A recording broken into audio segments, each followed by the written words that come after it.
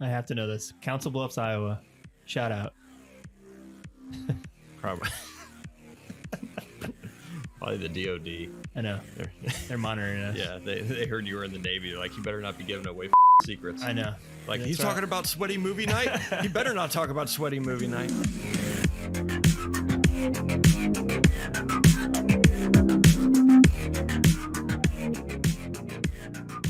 Welcome to A Cast with No Name. We are your hosts. I'm Jay. And I'm Matt. This is episode 10, Monday, June 13th, 2022. This episode, we will discuss Candyman because Jurassic World is dumb. Just kidding. We haven't seen it yet. But first, we want to let you know we actually recorded this a week ago because I Want to enjoy life? yeah. Oh, good for you. And but yeah, so we wanted to record something instead of missing another week because we missed a couple weeks prior. So Damn right. yep, that's what happens. But we're recording this episode and we're just scheduling the release out so that way you guys have something to listen to for those of you that are following us and want something new to listen to. But yeah, so you can find our website at acastwithnoname.com where you can see all of our episodes. You can comment on our episodes, email us with questions, requests, anything like that, and you can do that. Please do. Me and Jay will most likely yeah, we'll answer you. We'll let's have a dialogue or something, talk back and forth. We love talking about movies and we want feedback. Disagree with us or agree with us, whatever. If you have a different take than what we do, we love to hear that. So we just like to hear different opinions, different insights that we might miss, we might overlook, or just never even occurred to us. So please, you could do that in the comment section as well, or you can email us at contact.acastwithnoname@gmail.com. So I guess the only thing I think I've seen recently, based on your recommendation from when we recorded our top favorite 80s comedies, was The Three Amigos. That was my favorite. Yes. Yes. And I watched it. I rented it and watched it with a buddy of mine. I don't think he had ever seen it before either. Okay. And watched that. Which buddy? My buddy Matt. Oh, okay. I don't think he's a listener because he doesn't strike me as a listener. He used to be into movies. He's not so much into movies anymore. He's got a lot of kids, he's got a lot of kids, got his life. I get it. He's all good. But he called me. He's like, "Hey, what are you doing?" I was like, "Well, I'm gonna watch Three Amigos." And he's like, "I'll come over." So he came over. We had a glass of bourbon. And we watched Three Amigos. So that's a nice way to watch it. Yeah, cool. Well, did I build it up way too much for you? Oh, a little bit. Okay. All right. But it was still funny. Yeah. I wish it had more Martin Short. It made me want to watch more Martin Short movies. Okay. He's great in that. Yeah. I felt like they didn't. And I don't know. I need to watch more Martin Short movies again. But I feel like movies, they tend to miss what he's good at. And I can't even really, and I don't blame the movies that he's in missing what he's good at, because I don't even think a lot of people know what he is good at. I couldn't tell you what he's good at. I don't know what it is. Whenever I see him, he just makes me laugh so much in anything. Like he could just be talking about something. He doesn't even need to be trying to make people laugh. Right. I just enjoy watching him. I don't know what it is. I think Christy and I went to Walt Disney World for our honeymoon for a whole week. We went to Epcot. I think he did the Canada one, yeah, the Canada thing. Yeah, he did, and he pops up. I was like, fucking Martin Short. Immediately, I loved Canada more than anything else. Anything else. Yeah. I was like, fucking Martin Short. Yeah. But whenever I think he's at his best in just offbeat roles, and typically because I think he was in How I Met Your Mother. Yep. He had a small role in that, and I think like an episode or two, but he just steals, especially TV shows, for some reason. When he just pops in there really quick, he just steals whatever scene he's in. He's goofy, he's funny as hell. Yeah. It's clean comedy. He's not crass, he's not he's not mean. He's very jovial. Yeah. He seems like a very nice just genuine person. Mm-hmm. Yeah. Yeah. And Yeah, he doesn't seem like he's trying to be funny. That's just who he is. mm-hmm. Yeah. Reminds me of Robin Williams a little. I get the same feeling with Robin Williams. Rick Like, Moranis. that too. Yeah. That too. But yeah, that's one thing. I wish I had more Martin Short stuff. Gotcha. Have you, sorry to tangent here, have you seen the show with him and Steve Martin and like I think it's Selena Gomez? No, it's on my list. It's on Hulu. It's the murder something. It has to do like the murder in the apartment. What? It's like a murder mystery thing. I heard it's good. I haven't. I want to. Okay. It's on my list. It's with Stranger Things and Obi-Wan and 50,000 other things. Haven't gotten around to it. But yeah, no, it's I'm aware of it. It's on my list. Yeah. But yeah, I thought the movie was funny. I thought it was the musical numbers, I think, were my favorite part. The very beginning. It's so good. They hold up that note for like 14 seconds and just gets me every time. But yeah. My little buttercup. It's so good. But I don't want to reiterate everything you talked about a couple episodes but back, he's very Martin Short in that number. Yeah. He doesn't. Yeah, he's just so very good. Like yes. he doesn't hold back at all. No. And no. But yeah, that's when he's like him, of course, him and Steve Martin together. I feel like that's like a pairing. Yeah. That was missed for decades up until recently because they did that Netflix show, which was based off their live stage show that they toured around with. I think an evening that you will never. It's a play on word of an evening you will never forget. It's an evening you will never something remember or something like that. Gotcha. It's some weird play on words of that phrase, but yeah, that movie, I like the production value. Mm-hmm. I mean, it was. Did you like the silent film like scenes? the makeup, yes, and everything, just the cheese in it, and very good. I love creating videos like that harken back to a certain style or anything like that. And by the way, Martin Short would have been a terrific silent film actor because he's got that. Yeah, the expressions on his face. Mm-hmm. He's very good at it. He has the bag of money and he's I can't take this. He says it all with his face. He's good. But yeah, I thought it was good. One of my favorite lines is which one do you love? Or which one are you interested in? Oh, the not so smart one. I'm like, oh, which one is that again? Yeah. But yeah, it's funny little side note. El Guapo is Spanish for a handsome man. I like when they introduce him too, because he's standing behind a camera and he's doing some kind of weird. My buddy Matt was watching. He's like, "The fuck does he have going on there?" Show a scene. Yeah, it's just like that random bit of comedy or something. It's just like, what the hell's that? And they just never allude to it again. Yep.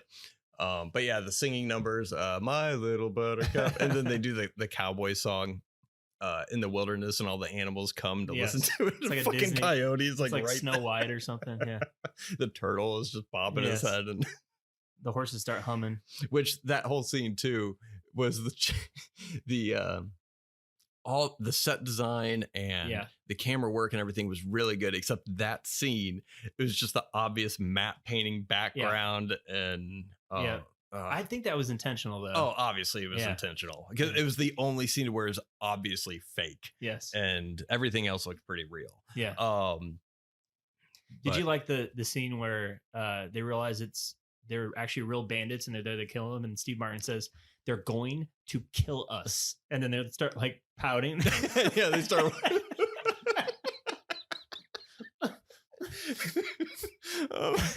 It's so good. Every part of that movie just makes me laugh. Yeah, and I like how they decide to go and help people because it's believable. Yeah, it's like, what else are we gonna do? Right, like we have nothing to go back to. Like, are we? Let's redeem ourselves a little bit here. Yeah. And it's just kind of like that moment of, well, we we have nothing left. Yep. So, Yeah. But yeah, really good.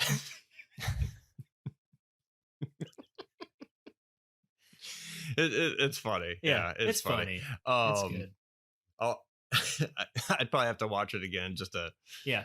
Well, like I said in the episode before, it just it got better over time for me. Mhm. Every time I saw it, I pick up a little something here or there that just makes me laugh a little bit harder. Yeah. Well, I'm happy you saw it. Yeah, You gave it a shot. it's That's good. yeah. Well, do you regret seeing it all, or No. okay? No, All right. it is. Would you recommend it to the listeners out there? I would if they. I mean, if you like Chevy Chase, if you like Steve Martin, if you like Martin Short, You're gonna like it. you're gonna like it. Yeah. It's That's a good point because there's some styles of comedy that people just don't like. Like I wouldn't recommend Airplane to Nicole. mm-hmm. She won't like it. Yeah. Well, why'd you marry her? I know. I don't know. She hates Airplane. But no, it's just the certain styles of comedy. Just people don't really gravitate towards. Yeah, they don't. Yeah. But yeah, I mean, if you enjoy those three actors, I think it's if you enjoy the 80s versions of those actors. I mean, it felt more like a Steve Martin movie. It did. Well, he wrote it. Okay. And more attuned to his comedy. Yeah. But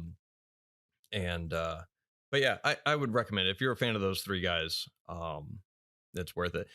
Chevy Chase feels like he was the least Chevy Chase in that movie that I've seen him in. I mean, he had that scene with the taco, his clumsiness that he does. Do you have anything besides Mexican food? But yeah, usually Chevy Chase roles, he's very, I guess, more sure of himself. Mm-hmm. He's like the confident idiot. Yes, usually, and here he's kind of just an idiot. Yeah, you're right. And but yeah, it felt very much like more of a Steve Martin movie. But yeah, no, I would recommend it. Yeah. Did you like John Lovitz and Phil Hartman? Yeah. God, John Lovitz looked so young. I know. And but yeah, those two cameos are good. He had the John Lovitz voice. Yeah. You washed up, say. Phil Hartman. Yeah, Phil Hartman's good. Yeah, he's good in everything. But yeah, I thought it was a good movie. I don't know if I'd have to watch it again. I don't know if it'd make it in my top 5 80s comedies. Yeah. Partly because I just didn't I didn't grow up with it, so I don't have that nostalgia factor. Or I don't have that familiarity. Yeah, I've seen it so many times. And so I'd have to watch it again.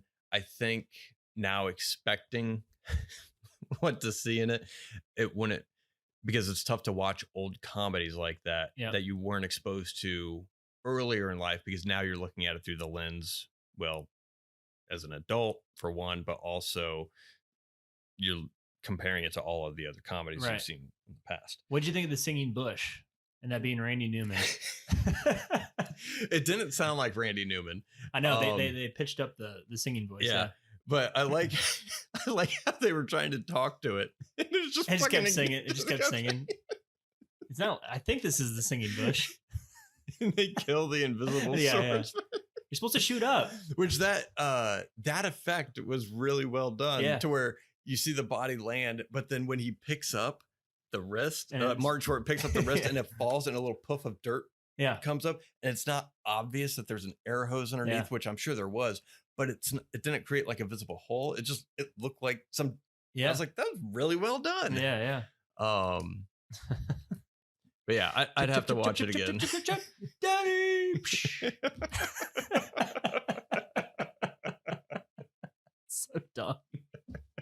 I could see they were writing that scene, and it's like then they just make noises, and then they're like, okay, make noises, ad lib. Yeah, I like at the end when their respective romantic partners show up, and you never saw one for Martin Short, and then she comes in, and they're Steve Martin and Chevy Chase are like, Jesus, like, damn, are you seeing this? So, yeah, nice touch. Maybe I'll come back. Why? Well, you know. You're like, oh, oh yeah. But yeah, I thought it was a fun movie. Yeah. Is definitely worth watching. Not disappointed that I saw it. Good. I'm sure in a couple of years I'll probably watch it again.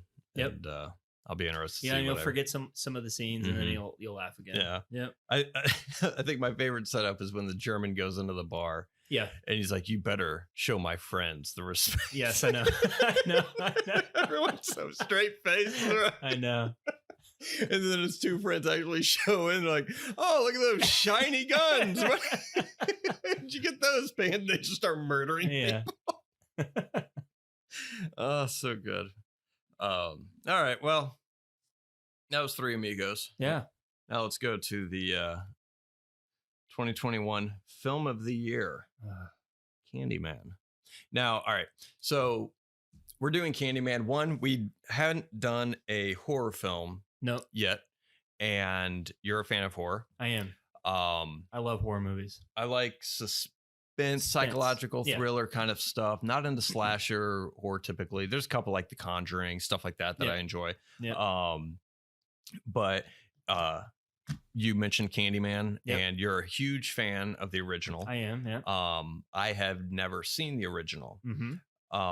And you said, and we were thinking about episodes or movies to talk about. You recommended Candyman. I was like, it was on Prime. It was on Prime, released recently. So I thought, hey, here we go. Yeah. So we figured we'd give it a shot. I had no exposure to Candyman prior. And I didn't watch the first one before I watched this one, because I thought it was more or less a reboot, which I guess kind of is or whatever. I don't know. But that's what I went going into it. Yep. Thinking that, well, maybe it'll just stand alone or something. Whatever I need to know, maybe they'll fill me in. Yeah, you won't need to see the original to grasp the concept of this one. Yeah. So, but yeah, so we did Candyman, and Candyman came out, as we said, last year. It is directed by Nia DaCosta, and it's a sequel to the horror film Candyman that came out in 1992 that returns to the now gentrified Chicago neighborhood where the legend began. And I guess if I read the description before I watched the movie, I would have realized that I probably should watch the first fucking movie before, hence sequel to, and returns to the neighborhood where the story began, which would have made me think, hey Jay, how about you watch the first fucking movie before whatever. But before critiquing this one. Yep. And the writers, Jordan Peele, Wynn Rosenfeld, and Nia DaCosta had their hand in the screenplay, and then Bernard Rose is credited, and Clive Barker is credited as the creation, based on the Story of the Forbidden. Yep. And the original motion picture written by Bernard Rose. Yep. Also stars, Jesus, I'm gonna butcher it. I've tried to. I can't pronounce his name right.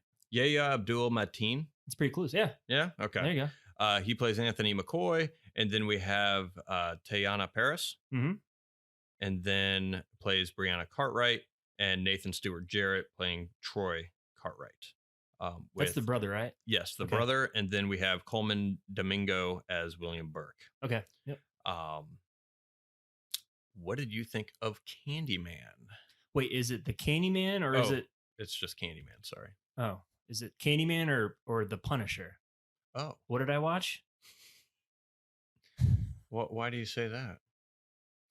All right, Jay. Spoilers, by the way. Yeah. Actually, brief me on you. You've seen Candyman a lot. Yeah. So I watched this movie by myself. Christy had to go to bed, wake up to go to work early the next day, and she had watched it a lot. When you guys were younger. Yeah. So I hadn't seen it. Give me a brief rundown on the original. Sure. Candyman. So they touch on it a little bit in this one, but the story centers around Helen, played by Virginia Madsen in the original one. She's doing her master's thesis on urban legends, and she happens upon the legend of Candyman. Because I think in the movie, and I haven't seen it in a couple of years, but there's a murder where the person who's being interviewed by the police say, Candyman did it. Blah, blah, blah. Yeah, because the guy got murdered / and, seemed to be a hook or whatever. So she goes to the projects of, God, what's it called? You said it in the description. No, it just says Cabrini Green. Cabrini Green. Yeah, so she goes to the Cabrini Green projects to kind of investigate. The first hour is her investigating the Candyman legend. Creepy stuff happens. She learns that he's summoned when you say his name 5 times in the mirror. He appears. She's interviewing all the residents of Cabrini Green, and Candyman shows up on a couple murders here and there. She realizes that he died horrifically because he fell in love with a white woman. They were gonna have a baby. I can't remember if it was in the 1800s or I can't remember if it was during slavery or like pre-Civil Rights Act of 64. Anyway, racism was rampant. People attacked him, cut his hand off, put honey all over him, and he died by bee stings for the most part, and they like burned him. So yeah, that's the setup for Candyman, and Helen. Daniel Robitaille, something like that.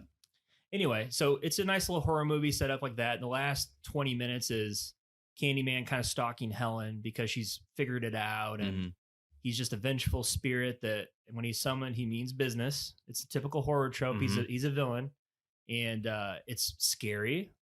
The movie ends with, excuse me, Helen pretty much dies. Okay. Her boyfriend his name's Trevor. He's just like a skeezer boyfriend, cheats on her and all that stuff. The movie ends with Trevor feels guilt that Helen has died and says her name 5 times in the mirror, and Helen's spirit appears and like murders Trevor, and the movie ends like that. So you get this sense of like just horror and dread, and like there's nothing redeemable about Candyman really. You feel bad for him because he died horrifically, but he's mean in the movie. You don't want him showing up because he's just an awful presence and he's scary. Like the movie is definitely scary. There's a lot of gothic tones to that movie that make it very unsettling. Okay. When you're watching it, it's because Bernard Rose directed it, but you would think that Clive Barker. Have you ever seen Hellraiser? I have not. Well, it has that sort of tone to it. It's like a very gothic, atmospheric horror movie. Where there is like violence and gore in it, but it's not like Saw, or it's not like, it's not gore for the sake of gore. Right. There's a purpose to it. So anyway, the movie ends like that. You think that Candyman's just a bad dude. Helen has been, not necessarily taken the role of it, but she's been infected by Candyman. And she didn't mean to, it just happened. Yeah. So yeah, that's the first one. Okay. So I'm hoping that this movie follows that same sort of, like, of all things, I want the horror movie to be a horror movie. I want it to be scary. And it was scary up until the point where it ended, to where Candyman is sort of a superhero. Yep. And I lost my shit. Like, what? You made Candyman a superhero, where he's essentially the Punisher. Yeah. And that's why I'm so angry with it, Jay. I think that's the dumbest direction you could have taken this thing. Because we actually watched it the same night. Because you texted me about, I think when we were going to go see Top Gun, and you said, "Oh, I saw Candyman tonight," and I was like, "Oh, so did I." And you said you were had some strong opinions. You had strong opinions about it, and I replied, "I do not." And the reason is so I had no association with Candyman, hadn't seen it before. I went into this completely blind. I didn't know how I was supposed to feel at the end of the movie. And part of that was because of the superhero-esque ending. Because I was confused. I was like, wait, am I supposed to feel bad for Candyman, or am I supposed to be rooting for him? Right. And I didn't know. I like, I feel I don't know what their intent was. Because it wasn't a revenge movie, but it felt like it was trying to put doing a revenge movie is completely different. So I don't feel like it's not like a Kill Bill. Usually with revenge movies, a character is wronged by a very particular person. Yep. And that is that character's mission in the story, is to have revenge with that person or that group that wronged that one person. It's very personal. It's not general. And so I didn't buy it as a revenge movie because I can get behind revenge movies. Obviously most people are not a fan of violence in the world. This felt like at the end,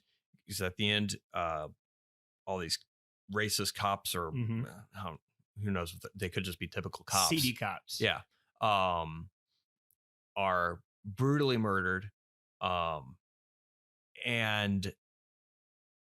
they're murdered because one of the main characters, Brianna Cartwright, summons Candyman while she's sitting in the back of a police vehicle, and then Candyman appears and just starts murdering all these cops. And I don't know if I'm supposed to be happy about that, because now Brianna Cartwright won't be unjustly prosecuted and jailed. But I don't know if I can kind of support that ending, because it's throughout the entire movie, they talk about racial injustice and how that kind of violence creates, I guess, a violent mentality to, I guess, those involved. I was trying to figure out what they were necessarily saying, because I have a feeling I know what they were trying to go after, but I don't know if they went after it the right way. Because I don't like senseless violence in the real world. And I know this is a movie, but they were trying to draw allusions to actual things that happened in the real world, especially in the closing credits. They have this cardboard cutout animations, and they actually have very real racial injustices that happen. Like the kid that gets put in an electric chair. That was a kid, I think, in the 1930s or something. Like he was electrocuted when he was like 14 or something ridiculous. And they had examples of that. But I don't know. I don't know what they were trying to say, because from what I saw in the movie is, society creates these monsters, which maybe that's just all they were trying to say. But then at the end of the movie, I'm supposed to be rooting for these monsters to just kill random people. Yeah. Granted, you had racist or seedy cops, but did they deserve to die? You had a high school bathroom filled with high school girls or college girls. High school girls. And they're murdered because they just say his name 5 times. They said his name 5 times. So, but at the end of the movie, I'm supposed to be happy that this character's, that Candyman. Yeah, that Candyman. Oh, never mind he's a badass. The families he just ripped apart from. I mean, I didn't know what the point was. And that's why that's why I was indifferent to it. I was like, I guess that was a movie. It's well shot. Oh yeah. The direction is well done. That I like the editing. There was a couple of camera movements. Like, I'm a sucker for long zooms. So when Anthony McCoy is walking to the film or the art critic, and he's walking on the bridge in Chicago, and then you just kind of have like that long zoom in to him. Yep. Like, love those kinds of shots.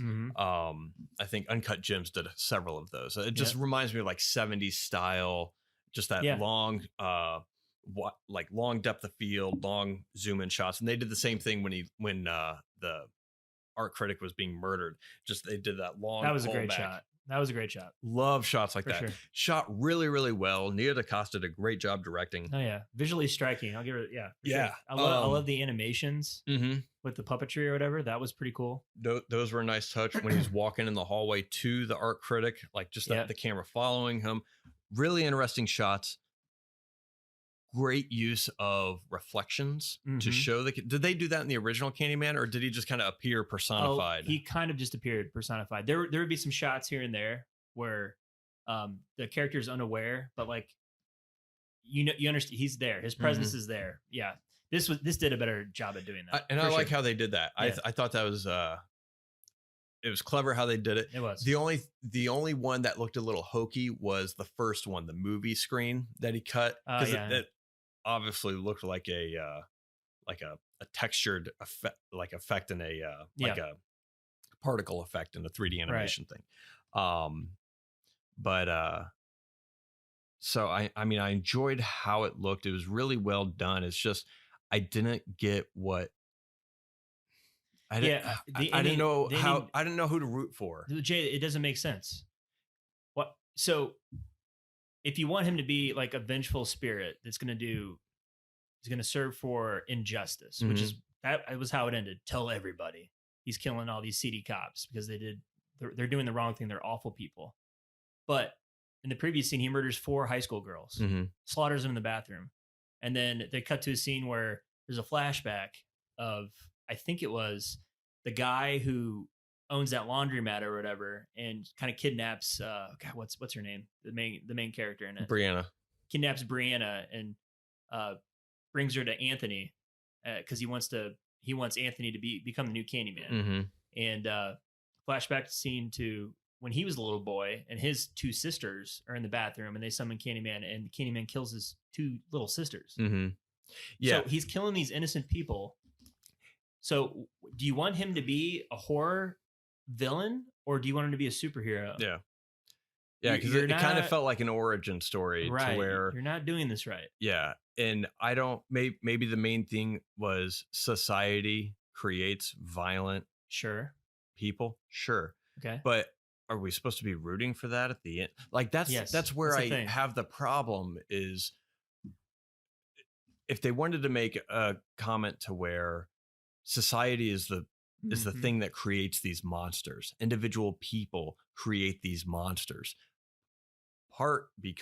in part because possibly of what happened to them, and they inflict that fear, that pain onto others, and that's how violence is created, and that's how it perpetuates.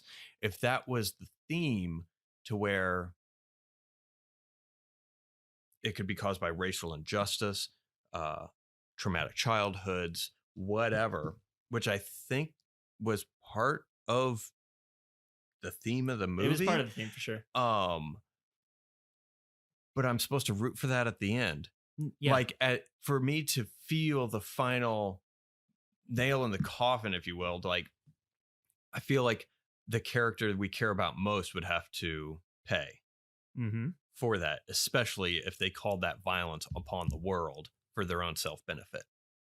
To where I think maybe that would have been a better ending, to where she summons Candyman, kills all the cops, but then she's the last to die. Yeah. To where she called it to save herself, and she ended up calling the one thing that killed her. Exactly. Like the first one ended. Yeah. And that's not to say that, well, and because Jordan Peele writes politically charged he has things, political undertones with his movies. And that's great. But yeah, I just didn't get what the point was. I felt like it missed the mark. It did. Unless the whole thing was completely like, unless I missed the intent on something, right? And which I very well could. There was a lot of talk about racial discrimination, gentrification of low income neighborhoods, stuff like that. I don't have personal experience with that. So maybe I'm missing something. And I didn't think the racism portrayed in this movie was believable to me. Normally in movies, when someone's acting overtly racist, it gets called out. Like I think of like Mississippi Burning or A Time to Kill a Mockingbird. There's always a redeemable person who's saying that's the moral compass. What are you doing? Like, yeah, being the moral compass of it. It seemed like every white character in that, like the art critic, Your Kind, the art boss, so provincial yet exciting. The scummy art developer who likes to fuck his interns. Like there's no redeeming. redeemable aspect in any of these white characters, and no one's calling them out. Like, uh, and it's hard for me to believe that many people that it's so densely located in that man's world are all that overtly racist. You know what I mean? Yeah. Like here's one line of the art dealer. Like, it's such a dumb line. I don't want you to die tonight until we fuck first, but I've always wanted to tick necrophilia off my bucket list. Yeah, Like, no one talks that way. What the fuck? And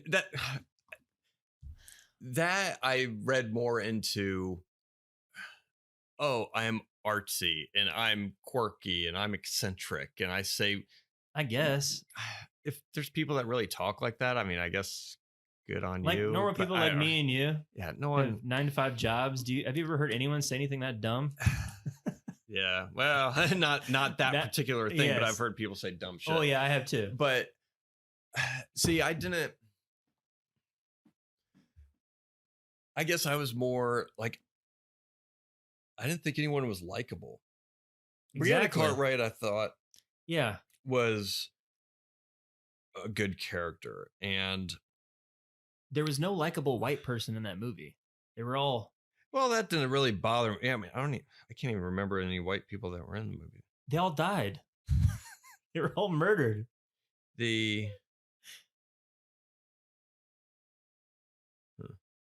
Yeah, I mean, that doesn't bother me, but because I mean, it's a black film, so I mean, maybe that's playing on the trope of like normal. Most mainstream horror films, the token black character ends up getting it. Right. They're like one of the first to get killed off or whatever. Right. I watched an interview with Nia DaCosta, and she touched on that because the interviewer did mention, like, I watched it again and I noticed that everyone that dies in that movie is white, with the exception of the 2 little girls that get murdered in the bathroom on that flashback scene. And he asked her, was that intentional? She said, yeah, that was intentional. I was playing a little bit off the trope of, the black person always getting it first in horror movies. And then she said that, in the original Candyman, there's a finale where Candyman's killing everybody, like in the projects, like a bunch of black people, all that. Like he's a horror villain. He's killing whoever's is in his path. And she said that when she watched that, she would always think there was something wrong with that. She had a problem with that. So I think it was an intentional choice. Which I think is fine, but I don't agree with, like, it's a horror trope that the black person always gets it, and we don't understand it. It's like that has been played out since like Scream 2 or Scary Movie, yeah, or Cabin in the Woods. Yeah, I mean, it's been referenced multiple times for decades. I mean, as well as other horror movie tropes. Yes. But yeah, see, I mean, I don't know. I guess I didn't. I guess that didn't jump out. I wish there were more redeeming characters in it. It seemed like most of the characters were ugly, and the characters you liked, they just like Anthony. I mean, nice guy. Yeah, had a great girlfriend, great life, and like, why would you? I was like, I hope they don't connect him as like the baby on the fire. It's scarier when someone is randomly in a horror movie. It's random. Mm-hmm. There's no connection. That's why I like the new direction of the new Halloweens, where Laurie, he has no rhyme or reason why he's going after you. Yeah, it's not like his sister or whatever. That's what makes it horrifying. Yeah, it could happen to anybody. Yeah, it's random. Yep.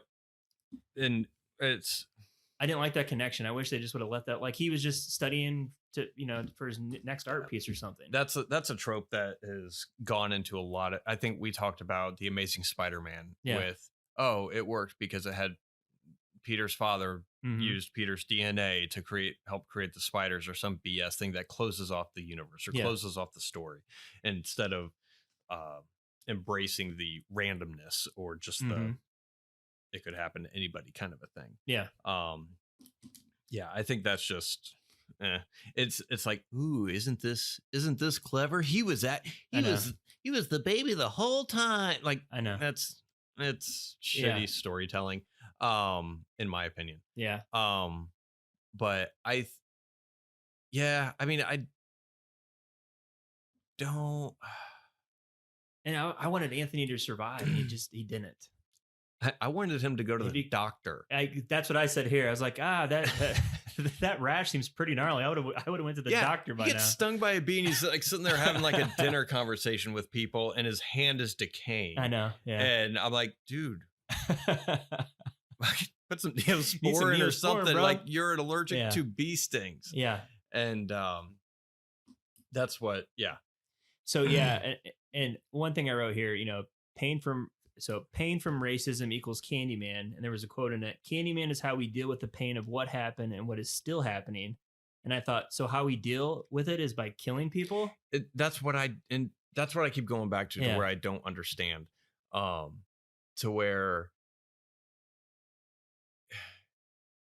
it doesn't make sense just with the way it was positioned at the end of the film. Yeah. Like, are we supposed to be championing that? Yeah.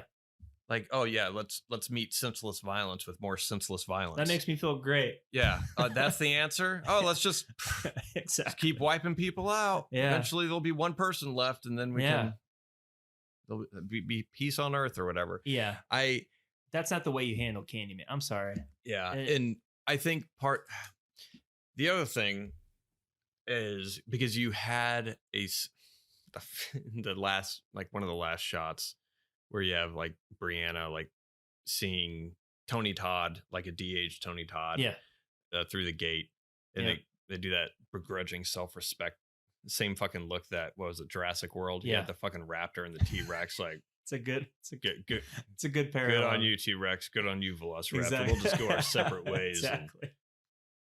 Fucking stupid. But you just murdered my fiance, who I love dearly. Yeah. Never mind of that. But I'm okay, so fuck it, right? Right. Yeah. No trauma for me today. Yeah. Recently, in a lot of movies, there have been shitty villain writing, to where I think a lot. I don't know if it's studios. I don't know if it's just the culture where it's at right now, but everyone.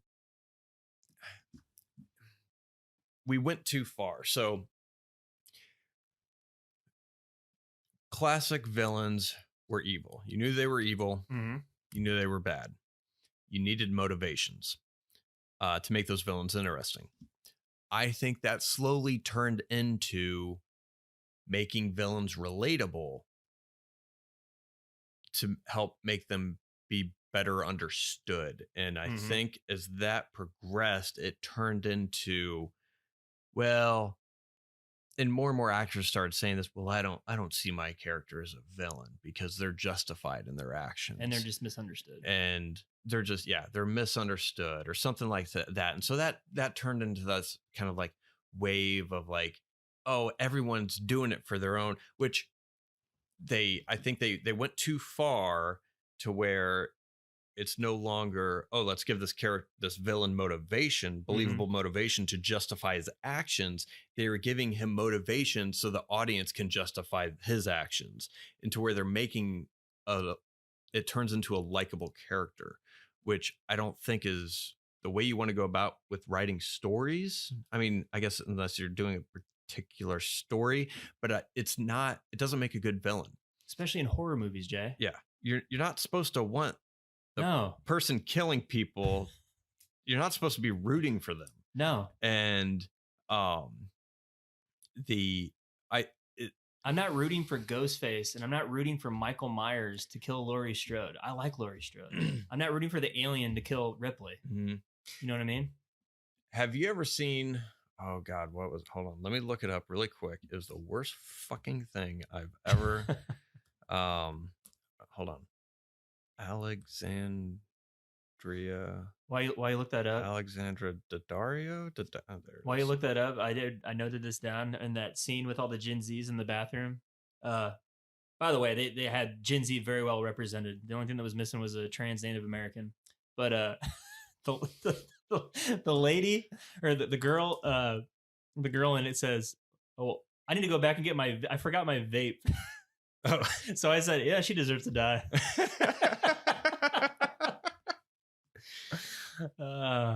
There is a horrible movie called Texas Chainsaw 3D. Oh, I know where you're going with this. Came out like it. in 2013 and it had Alexandra Daddario and Trey Songz, Scott Eastwood. Oh man. And that's about it.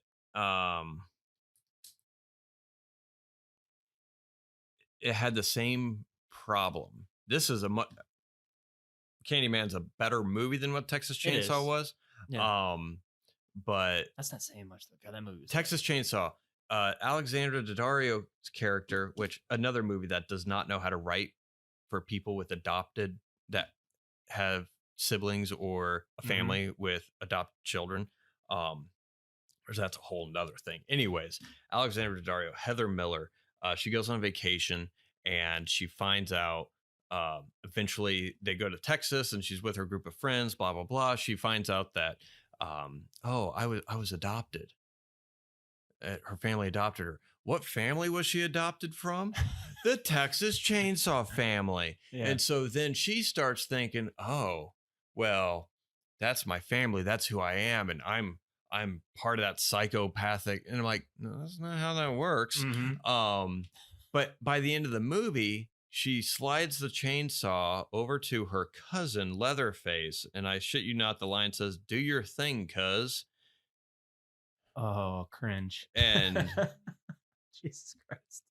So it had me pissed off from the moment how they think people who are adopted inherit anyways. Yeah. It had me from there, but then she like hands him the chain. I'm like, he's murdering your friends. I know. And you found out you're a part of this family 24 to 48 hours ago, and all of a sudden that's who you relate to. Like, no, that's not how familiarity works. Right. It's not how families work. And it's not like she came from a crap home either. It's like loving parents and everything. It's like that's not how people act. Well, I think a 13-year-old boy wrote that script, right? Probably. Probably not, because there were scenes in there she was wearing a flannel and it never busted open. Oh, okay. If I was 13, I wrote that. I was gonna say, have you seen the skit of SNL where they interviewed the writers of Game of Thrones, and it's Andy Samberg and he's got acne. He's like, "Yeah, I wrote episode 3." I haven't. I need to see that. That's good. It's good. But that's another. It narrows down that universe. Yeah. And then it tries to make you root for the villain. Terrible. And didn't work out too well for Chainsaw. But that. It reminded me of that. Granted, Texas Chainsaw is a lot more shitty version of a movie than what Candyman is. Yeah. But yeah, for sure. But yeah, I don't understand that. And that's what I think a lot of movies are going to. You have Maleficent with with your favorite actress. What would we call her, an actress? We would call her I don't know, humanitarian? But yeah, you have shows like Lucifer. You have shows which it's network TV, but what is that? NYPD Blue or not? It's like NCIS with the devil. Yes. Retarded. I've never seen it. I've heard of it. But you can't. I mean, I don't understand the fact of making villains relatable, because you're supposed to be rooting for the protagonist. Right. The protagonist is not the villain.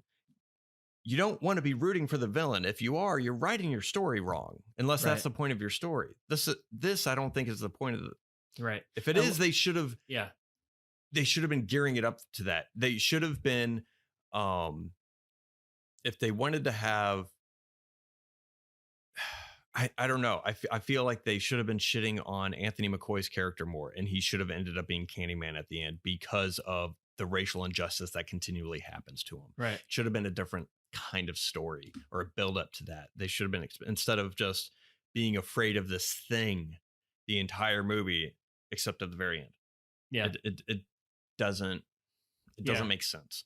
But I'm tired of movies doing that. Just make a good villain. Stop trying to make them relatable. Yeah. They don't need, you just need to understand their motivation. It's okay for villains to be villains. Yeah, you can understand. Fine. Yeah, and it's okay to hate villains. That's the point. That's the point of them. And that's unless they're redeemable in some way. Yeah. Like I think of Darth Vader. Perfect example of a villain that's redeemable. But the first movie that he appeared in, he's a villain. He was just a villain. That's right. Second movie starts getting a little like you understand, like you started to understand them, and then they redeem them. But they started building that arc. Yep. They didn't build that here at all. And they don't. No. That's how the movie. I'm fine with the theme on racism and having a social commentary on it. You should have kept it. You're right. Like sometimes society is so evil and bad that it can create something as horrendous as Candyman, because hate begets hate, which ends up being violent. I'm all for that allegory. I understand it, but the ending should have been she summons Candyman for a selfish reason because she didn't want to. Her options were where you cooperate with the cops or you're going to jail. That was her choices. So she summons Candyman to save her skin. The cops get slaughtered. She should have saw Candyman and then he kills her. And that's how it should have been. And not to, and not saying that, oh, she should have done one of those two choices. The other way they could have gone about it, if they wanted that choice there to where, hey, you have two choices. That could have been a moving part too, to where, well,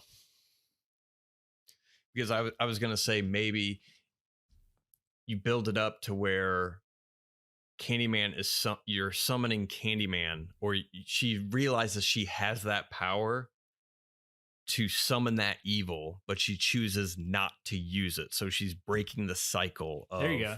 That's something like that. Yeah. They would have to adjust her options open to her or something, or there should be something set up to where there's an out for her, because the ending can't be, you know what, I'm just going to do what the cops say. Sure. Because that's not an acceptable ending either. That's not. But right. Being conscious of the destructive power that you have as a person and choosing not to use it and breaking that cycle, I think would have been a lot more notable, or a lot better of an ending as far as a moral compass goes than whatever they did. Well, if you do it that way, or you have Candyman kill her, Candyman still remains the villain. And because the next time I watch this, Jay, I'm not going to watch it again, but if I were, I know that I'm not watching a horror movie. I'm not going to be scared. Yeah. That's the whole point of a horror movie. You're supposed to be terrified. And it's not. And I wasn't even in the beginning part. They had some jump scares, which is, I'm not a fan of those because I wet myself. Because I'm scared. Because it's goofy. And it's just wise at doing that. But yeah, I mean, it wasn't a very scary. You know, and I'm a big horror fan, and I just don't like it when movies aren't scary. It's supposed to be a horror movie, and then I'm just a big fan of Candyman. Yeah, that movie's scary. I mean, especially when you're a kid, you're terrified to say Candyman 5 times. If I were to watch this movie as a kid, I wouldn't be terrified to say Candyman 5 times. I remember, even though I never saw this movie, I remember the trope. Yeah. Go in the bathroom, turn off the lights, and say Candy or Bloody Mary or Candyman or anything like that. And I never watched the movie, but I was still too scared to do that. It. Yeah. But yeah, no, I get what you're saying. Yeah, it's I don't know. Even if they didn't want to make a straight up horror film, I think they could have done this a little bit better than what happened. I mean, I don't know. The ending of the story just completely confused me, and it didn't feel in line with the rest of the movie. And I think they probably could have ended it a little bit differently. That would have kept Candyman as the villain. It would have been a little bit better of a social comment, or have some kind of message. I mean, if it was just supposed to be a nihilistic selfish people win or whatever, like Yeah. look out for you and do what you need to do. Like, I guess, like, is that really the kind of message we need like Yeah. right now? Not that it's movies' job to change the world or No. anything, but when you when you put it in place in the same movie with political commentary and social commentary like that, to where you're making a statement on how the world is, you would think you would want to have a message that is in line to be able to fix that. Mhm. Like, if you're gonna, we know what the problem is. What's the solution? Like, that's the point. Yeah. You can't like, we live in a shitty racist world. Yeah, we do. So what do? Fucking kill everybody. Eye for an eye, bitch. Yeah, fucking Old Testament rules. There we go. And so I don't know. Again, maybe I'm missing something, but that the movie left me confused. I think You're not missing anything. They could have done it a different way. It was an awful ending. They had time. It was only 90 minutes long. I know. Not that it should have been longer. I think it was paced well. Nia DaCosta is a great director. Yeah. I'll give her that. God, I hope she has a chance to do something with a really good screenplay, a good story. She could doubt it. She's doing some Marvel stuff. I think. Please next. No. Marvel or Star Wars or something. Oh, come on. Yeah. That's where they're going. Oh, the Marvels. Whatever that is. Jesus Christ. But she's got a great visual eye. She can pace. She's it's very well directed. The camera work was good. Yeah, I liked Coleman Domingo, who played William Burke, the laundromat owner. Yeah. He's probably my favorite actor. Like, I think he just had a little bit more to do. Yeah, he should have had more to do. He had more range, I feel like, than what other characters. Yeah, I think so. He was the most interesting character. Yeah, I would say. Can we stop with the overtly effeminate gay man? Oh, the brother? Like, gay people out there, I realize there's no way. Is it offensive to gay people out there that every character that has a major part in a movie is overtly effeminate? Did these writers understand that? I don't think his boyfriend was overly effeminate. I know, but he wasn't the main character. He was like, yeah, he was a side character. No. He was a side character. I think it was. I don't know. That's I think the screenwriter's a little stereotypical there. Just saying. Jeez, Jordan Peele. Just saying. Yeah, I'd have to watch it again, but I don't want to watch it again. No, don't watch it again. Yeah, I don't know. I guess it didn't. I don't know. I guess it didn't. It did too. No, I mean it. I think his storytelling capabilities. I don't know. Like, when he told the ghost story, I was like, this isn't scary. No. That's another reason why I didn't like it. I just like, if Anthony was destined to be Candyman, right? Obviously, because he was the baby, right? He was chosen. He's the chosen one. He just randomly heard about Candyman through a story that his future brother-in-law said. It was just happenstance. That was Candyman's plan. Yeah. Which it's just, that's fine if that's kind of scarier. It's happened randomly, but he's supposed to be part of the story. He's a baby. Yeah. Chosen for it. Too many coincidences and it's nonsense. It's just not. It's not very well done. Well, the writing isn't, at least the story arc. Yeah, I don't know what if it was supposed to be a depressing or just like a weird. It's depressing, Jay. It's not even depressed. Like, it sure is.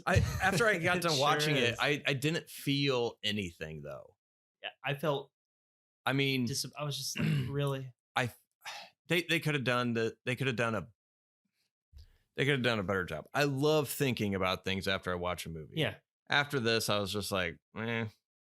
I'm glad it was only 90 minutes. Well, yeah. Well, I was disappointed because it had so much potential, because I think Nia DaCosta is a great director. Mm-hmm. She's got chops for sure. And I think it's just this it has to be the story, because I don't, unless she just completely lost control of that ending scene in the tone. She could have. But I don't know. I mean, I liked watching downer movies are fine, but it's got to say something. Mm-hmm. And that movie didn't say anything. I remember first time I watched Requiem for a Dream, it was that made me never ever want to do drugs. That is a great example. And it's a great example. It showed just all the different avenues that you could go down that hole. Boys in the Hood. I remember the first time I saw that. Mm-hmm. And the most impactful part for me wasn't when the main character, the football player, got killed.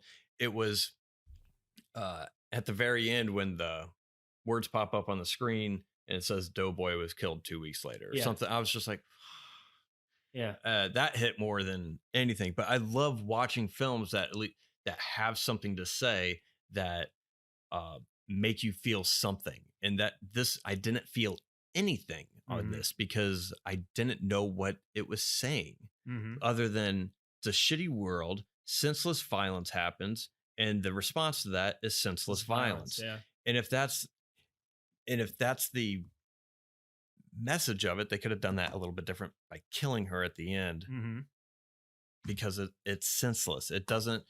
Senseless violence doesn't let the main character go. Doesn't let someone with some sort of redeemable characteristics survive. Yeah. So, yeah, that's trying. I didn't even look at my notebook at all. I'm gonna go say Candyman 5 times in the bathroom so I can die. I did enjoy the end credits, all the different. Yeah. Oh yeah. There was a couple of them that cool. I remember learning from history class that I saw on there. I was like, oh yeah, and it wasn't until the little boy was in the electric chair. I was like, oh shit, these are actual real things that happen in the United States at least. Yeah. And I thought that was good. I like that style. I thought the camera work was really well done. Already said go to the doctor when your hand decays after a bee sting. But yeah, the acting was good. I mean, all the stars, all the main characters, I think did a good job acting. Absolutely. But yeah. Well, you need it's just the story. I mean, it could have been good. I mean, and I don't even think it really needed to be a horror film. I mean, if it wanted to be a social commentary film, I think it could have worked as that and still had some of those horror elements and still had that character, because I thought that's where I was waiting for something at the end. I was like, because they kept building up the racial injustice, the gentrification, all that. And I was like, ooh, this is gonna culminate into something probably pretty cool. And it just took a turd. Shit the bed. Like Amber Heard. Oh, touche. Well, it was a $13 million shit she took, so I hope she enjoyed it.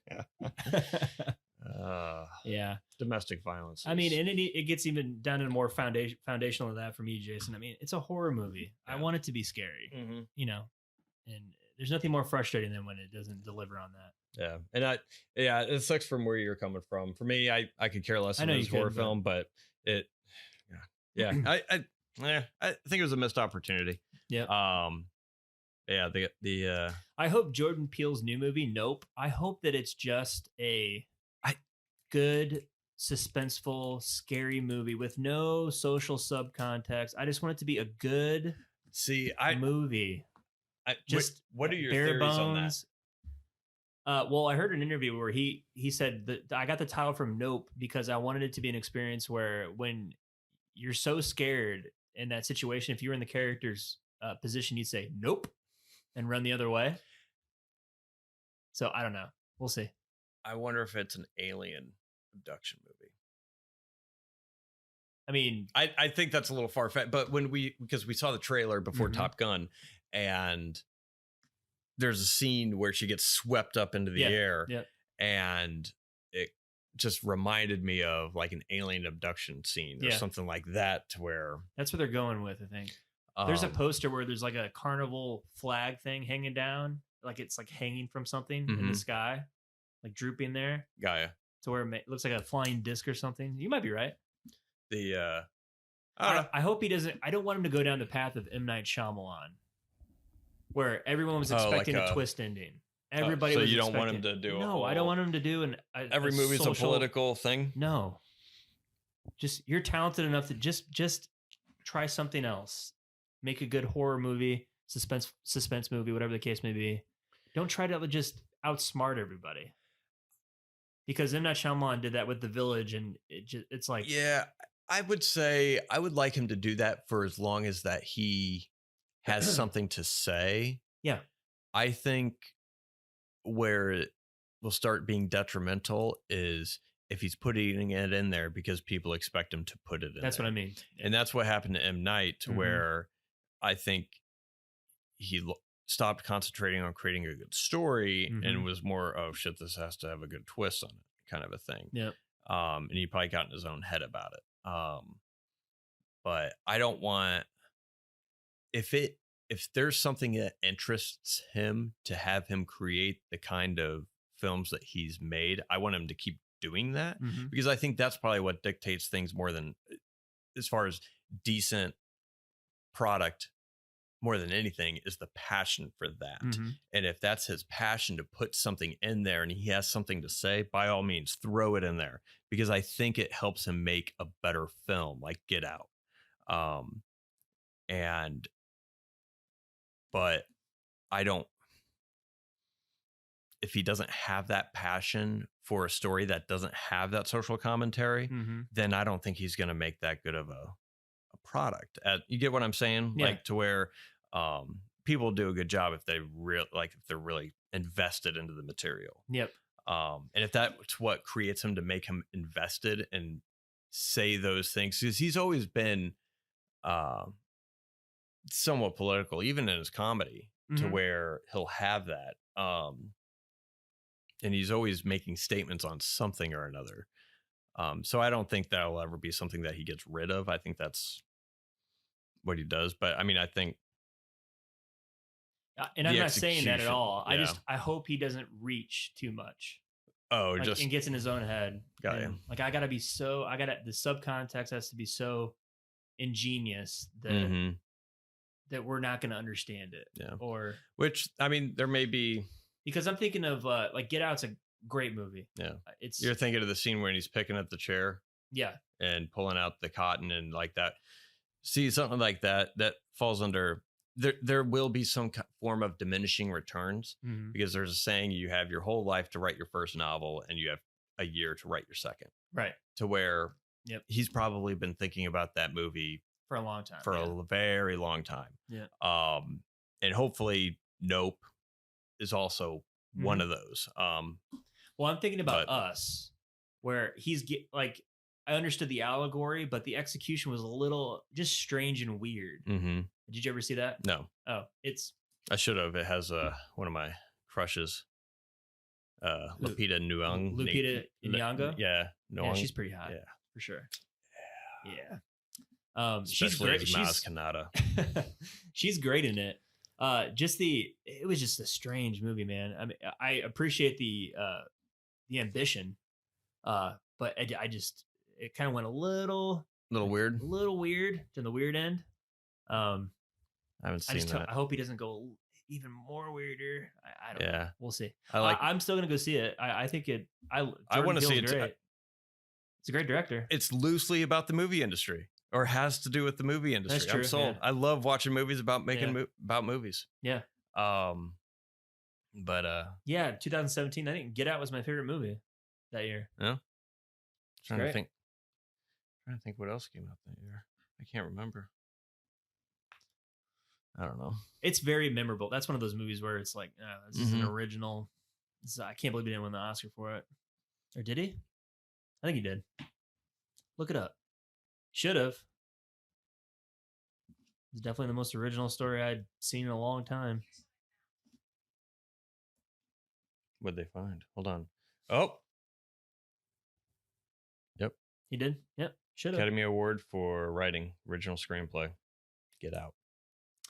Yep. Jesus. Yeah. All right. That was one of the most original screenplays I'd ever seen Yeah. in a long time. You got Academy Award, got a Ray Bradbury Award, Critics' Choice Award, British Independent Spirit, NAACP Image Award, Bingham Ray Breakthrough Wait a Director second, Award. what didn't he get? The Nickelodeon Kids' Choice Award? Don't look like he got anything in Sundance. Oh. Yeah. Kids' Choice Award. MTV Award for Best Kiss. Best Kiss, yeah. But yeah, I think I hope he does a comedy. You know? You'd think he could do a comedy. Made a little TV show called Pea and Keel and wouldn't put it past him. I don't know if he'll ever do comedy again. He might not. He's pretty damn. He's exceeded. I mean, he's done comedy for like 2 decades because he's been around for I know a minute. Well, he's earned the right to do whatever the hell he wants. Yeah, so. I would enjoy him doing other genres. Yeah. I would like to. I would love to see. I like seeing actor or directors that have a very distinct style and are very good at one genre. I like to see them doing other things. Yep. Like what's an example? Oh, Tarantino. I want to see him do a sci-fi movie. Mm-hmm. I want to see Wes Anderson do a sci-fi movie. I want to see Wes Anderson actually do an action movie. But it's just I just see like a static shot and like it's like just 2 people firing guns at each other for an chase. hour and a half. Yeah, a car chase going back and forth in 2D. Car chase is animated. Yeah. But I want to I enjoy seeing that because it's a different way of telling a story, and you shoot things somewhat differently, but more often than not, they can bring something special to the genre that other people haven't thought of. So, and even if it sucks, at least give it a shot, kind of a thing. Like, well, Jordan Peele's a good example of that with a horror movie. Yeah. Get Out. So yeah, doing comedy your whole time, and then but you can, but you were able to see some of that too, because he was able to bring that to comedy as well, to where some of his skits were like filmed like suspense thrillers almost, or like that gritty cop movies or anything like that, to where he was able to show that style flexibility in his comedy. I'd like to see him do it in different genre of movies too. Yeah. So, which maybe if this is a alien thing, maybe that'd be the sci-fi horror kind of a thing. Well, when's the last good alien abduction movie there's been? Fire in the Sky. It's a pretty good movie. That freaked the shit out of my brother. Oh, my brother slept with a knife underneath his pillow for way too long. And yeah, he was not a fan of that movie. That's an underrated movie. It's pretty well done. Yeah. Especially in the early 90s. Yeah. That got me. The alien, that was, I think I saw that once. And that was about. It does paranoia very well. Definitely displays that. And when I saw that was because that came out like 92? 92. Yeah. And I was at that perfect age to where it's based on a true story. What? Yes. Exactly. This fucking is real? Yeah. It's right when the X-Files came out too. So yeah, Aliens was that show's so good. I know. It was all the rage. But yeah, alien abduction movie. I'm trying to. That's probably it. Probably it. I'm sure there's been crap that came out. There's a movie I saw called I think The Fourth Kind with Mila Jovovich. Alien abduction movie that came out like 2008. Not good. Not scary. I think J.K. Simmons was in that one too. What was the last alien? You had, I want to say The Score. No, Super 8. The Score. Super 8 alien movie, but not abduction. It's an invasion-ish. Yeah. Not even you had War of the Worlds in 2005, but then you had the Knowing. Oh yeah. No, The Forgotten. Wasn't that with Julianne Moore? You had that too, but the Knowing, whatever, with Nick Cage. Oh yeah. To where it was like angels, but they were aliens. Like that I thought was a nice little twist, but it was, I don't know, it was a somewhat forgetful, but that's kind of terrifying. That movie, the world ends because of a solar flare. And I looked it up. Could that actually happen? Yep. Sure can. Yeah. Scares it. See, that shit's terrifying. That's the nature. There's a book, 1 second after. I haven't finished it yet, but it's about an EMP goes off on the eastern seaboard, or you don't know how far it stretches, but it's a very realistic look as far like all the cars shut down on the road because they're all in solid state computers, and so EMP shut them down.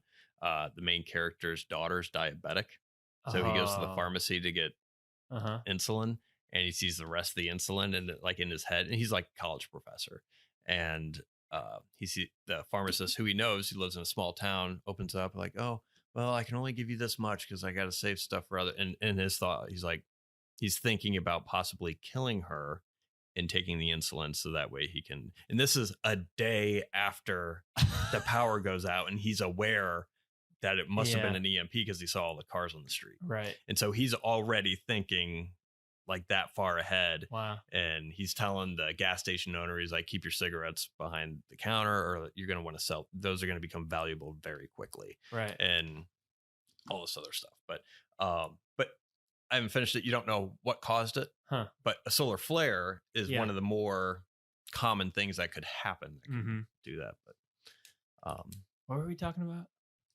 Candyman. Jesus. Oh yeah, Nope. That's right. I'm excited to see that movie. Mm-hmm. That'll be good. Yeah. I'm really disappointed that Nia DaCosta is going to be directing the Marvel movie. Well, who knows? Hold on. What? It's the Marvels. So let's see what it is. It's like a sequel to Miss Marvel. It's the Marvels. Is it? Yeah. Hold on. Or Captain Marvel. Sequel of the 2019. Oh yeah. Title Captain Marvel. They call it the Marvels because they're trying to. What's her name? Maria Rambeau. Oh yeah, Teyana Paris was also It was Monica Rambeau. Sorry, Rambeau. Yeah, she was in WandaVision. Yep. Pretty lady. Mm-hmm. Wait, they're trying to distance themselves from Brie Larson because nobody likes her. Why? I haven't heard that. Oh, sure you have. God, Brie Larson is the least compelling superhero. No presence. It's the Superman problem. Yeah. Which, if I was to do a Superman movie, I believe his powers originally, he couldn't fly. Okay. If I'm wrong, let me know in the comments or email me and tell me I'm a fuckface. He couldn't fly. He could just jump really high. He was super strength, and he was fast. He was a fast runner. If I did a Superman movie, it would be that. It'd be that right there. It wouldn't be flying. It would be because you can't be overpowered. Yep. But if I were to do a Superman movie, I'd be doing it just like The Boys, or What If Superman Was Evil? That to me is so interesting. I just watched The Boys. Well, yeah, that, but it's more interesting if a guy with that much power is just a bad guy. That's more compelling. That'd be a very sad world because there's he couldn't do what he wanted to do. Like you said, The Boys. Yeah. Just watch The Boys. Yeah. But I think that's you can't have people that. Back to my original point, though, I'm mad that Nia DaCosta is directing a Marvel movie. I wish she would do something different. I think she could do, with her style, she could do probably in a genre, drama, action. I think she could do it. Well, she's going to be doing action. I want to see a cop 70s style cop drama from her. Oh, I think that nice would gritty. Oh, yeah. Especially with the like camera work that she favors. And oh yeah. Oh, yeah. That'd be nice. I like that. It's a good idea. I think there's got to be screenplays out there. There's been a while before a good like detective. Yeah. Like, what if she did like Chinatown-ish, like a film noir? Have David Fincher write something and then she directs it. Yeah. Because I'd like to see, because I feel like their styles. Yeah, you're right. Yeah. Somewhat similar. Oh yeah, very. Yeah. I think her camera work is a little bit more flashy, or like her camera movements, I think are more stylistic, but I think, yeah, like a cop drama or like a detective mystery, some kind of, Yeah, that'd be good. I think Yeah, we need one of those. Come I'm on. gonna write her a letter. Like, hey, do a cop movie. Please. Pretty please. Please do something good. Something original. It's the Marvels.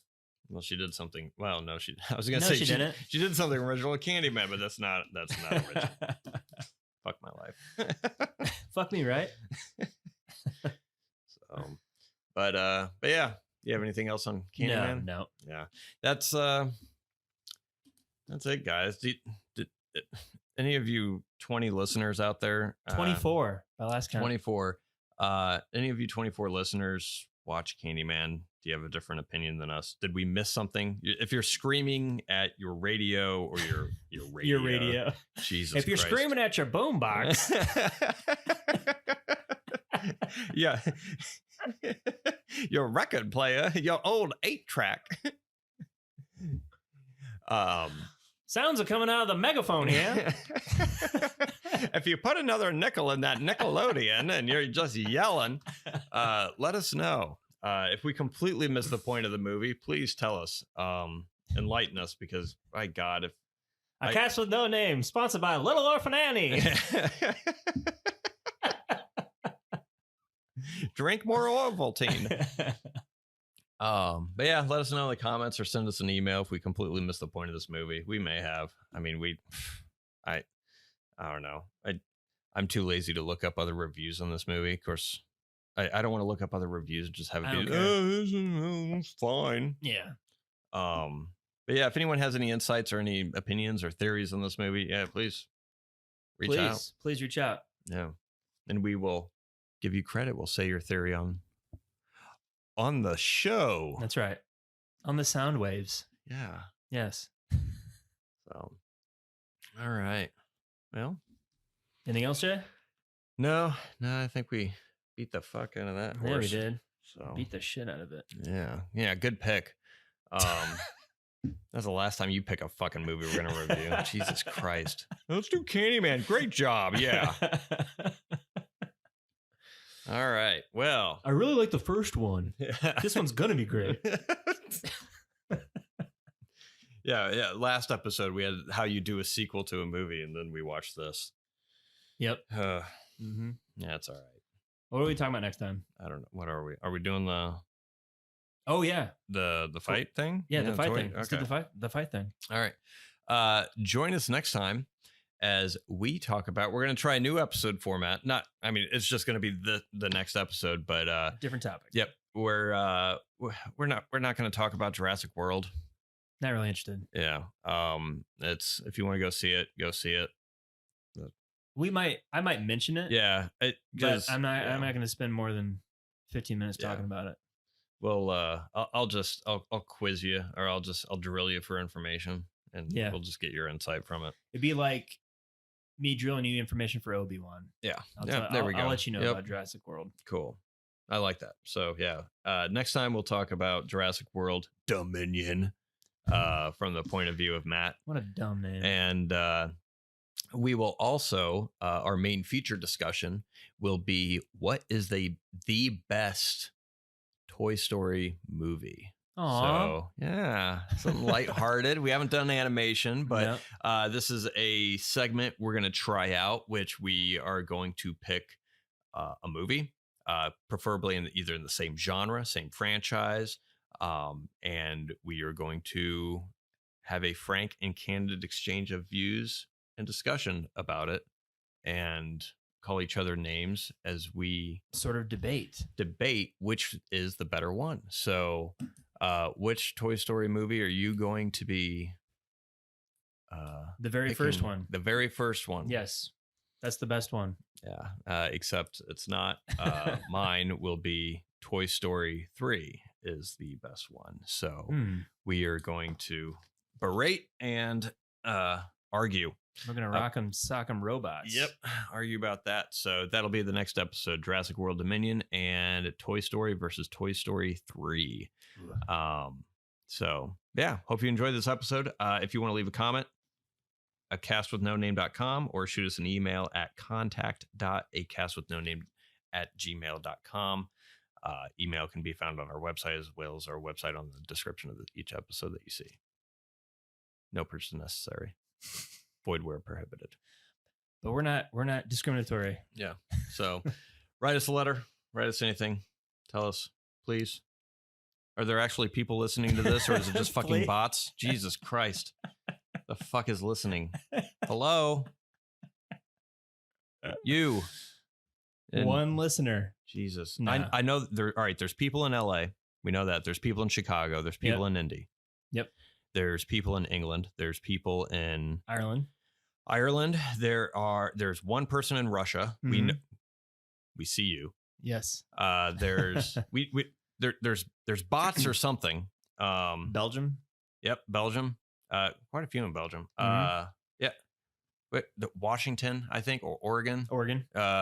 Can't be a bot. It's middle of nowhere, Oregon. So you guys are fucking everywhere. Like there's, come on, Florida. They're write us. Please, God, we're talking someone to in Council Bluffs. I have to know this. Council Bluffs, Iowa. Shout out. Probably